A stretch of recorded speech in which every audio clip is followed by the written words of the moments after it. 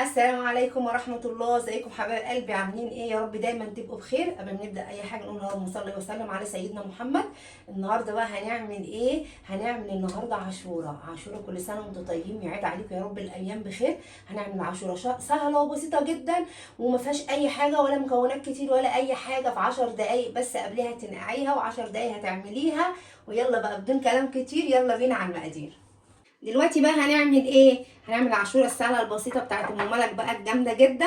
هنعملها بسيطه قوي قوي. بصي المقادير بتاعتها دي: نص قمح، طبعا كلنا عارفين القمح اللي هو البليله او القمح احنا عارفينه. ده نص كيلو، وكيلو ونص لبن، وكوبايه سكر. ودي كوبايه لبن انا شايلاها عشان هدوب فيها نشا، ودول 3 معالق نشا، ودي القشطه بتاعت اللبن، و2 فانيليا. بس هي دي المكونات، سهله جدا جدا. بس التكات اللي انا عايزه اقولها ان القمح ده لازم يتنقع من بالليل، يا اما قبلها بتلات 4 ساعات، عشان يبقى كده ايه، يبقى منقوع يعني يبقى حلو كده وايه، ويعتبر ايه يعني منقوع كويس. فاحنا لازم ايه من بالليل، مش هينفع نجيبه يعني هنسويه هياخد وقت برده، مش هيدينا النتيجه كويسه يعني. تمام كده. وده اللبن خدنا منه كوبايه عشان هندوب فيه النشا، بس مش دلوقتي. هنعمل ايه بقى؟ هناخد القمح دوت، وهنعمل فيه ايه بقى؟ هنجيب حله على النار، وهنحطه ويدوب، بس هنغطيه بالميه ونسيبه يغلي مع بعض، ونسيبه نص ساعه. يعني بعد ما الميه تغلي هنحطه ونغطيه ونسيبه نص ساعه، هنلاقيه بقى فشر وبقى جميل. وبعد كده بقى هنحط بقيه المكونات. تعالوا يلا بينا على البوتاجاز اوريكم هنعمل ايه. بس كده بصوا بقى، هنجيب كده القمح. طبعا احنا ناقعين، طبعا احنا شاطرين وعارفين هنعمل ايه. طبعا كده احنا نقعناه تمام. هنزوده بقى ميه، بس نغطيه عشان خاطر يفشر كده ويبقى ايه جميل ودايب كده. ايه مش عايزاه يبقى صحيح، لا لازم يبقى يعني شبه المهري كده يعني. بس كده نقوم حاطينه كده، طبعا منقيينه كويس جدا وعاملينه كده ومظبطينه. بس كده هسيبه بقى كده، يا دوبك الميه تبقى مغطياه، وهغطي عليه واسيبه يغلي. وبعدين هقوم مغطياه، وما يفشر كده هرجع لكم تاني. بس قبل ما امشي بقى ما تنسونيش في اللايك والكومنت الحلو بتاعكم والاشتراك في القناه يا حبايب قلبي، وهرجع لكم تاني. بصوا بقى دلوقتي انا ايه، زي ما قلت لكم انا سبتها، حطيت لها حبه الميه وسبتها. بصوا الميه شربتها كلها، مبقاش فيها ميه يعني. بصوا وفشرت، بصوا فتحت ازاي. لازم تفتح كده، ما ينفعش يكون يعني ما تكونش كده. دلوقتي بقى هقوم عامله ايه؟ هقوم جايبه اللبن بتاعي واقوم حاطاه عليها، بسم الله. بس كده. واقوم جايبه القشطه، معلقه القشطه بتاعتي، واقوم حطاها. عايزه اقول لكم سهله قوي وبسيطه، مش مكلفه ولا اي حاجه. واقوم حاطه عليها اللبن. وبعد كده ايه، بصوا بقى السكر حسب الرغبه، يعني انا دلوقتي هحط بس نص او 3/4، هشوف بس اقلب وهشوف. وهنضيف الفانيليا كله بقى على بعضه، النشا والفانيليا وكله على بعض. تسلم ايدك يا ماما. تسلمي يا روح. الريحة جبارة. بس كده بصوا بقى، بقى الفانيليا بتدي ريحه جامده جدا، سهله قوي. جربوها بقى وقولوا لي عملت معاكم ايه. انا عايزه ايه، متابعين ام ملك يبقوا شاطرين كلهم.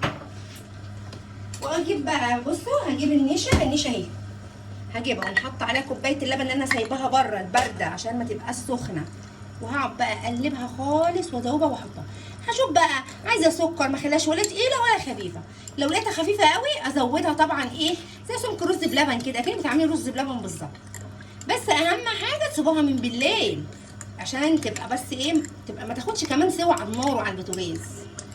كل سنه وانتم طيبين. وما تنسونيش بقى في اللايك وفي الشير وفي الكومنت الجامد بتاعكم. بس كده اقوم حاطه كله على البارد كده، واقوم بقى افضل اقلب كده لغايه بقى ما النشا ان هي تتقل. والنشا بصوا بقى تبقى جامده جدا. بس هي دلوقتي لسه طبعا عشان بس وقت الفيديو هقعد بقى اقلب فيها، واول ما تتقل هجيبها اوريها. دلوقتي بقى بصوا جمال بقى والحلاوه، بصوا خطيرة. بص التقل ده هو مش عايزينها تقيله، لان هي طبعا لسه عامله رز بلبن، لسه هتتقل تاني. بصوا كل سنة وانتم طيبين وعاشوراء مباركة. بتتقال كده يا ماما؟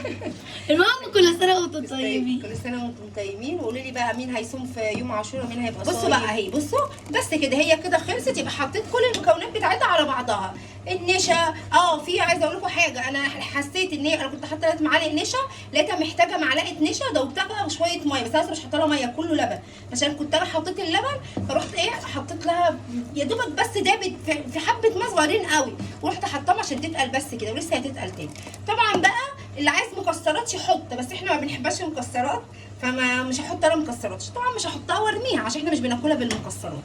بس كده، يلا بقى تعالوا نغرفها بقى ونشوف الجمال والحلاوه. دلوقتي بقى العاشوره بتاعتي الجامده خلصت. بصوا بقى، عايزه اقول لكم تخلوها خفيفه كده، ما تقلوهاش، لان هي لما تقعد هتتقل تاني. عايزه اقول لكم جامده جدا، والعاشوره دي حاجه جميله اصلا، طعمها للفطار كمان من غير حاجه الواحد بيعملها،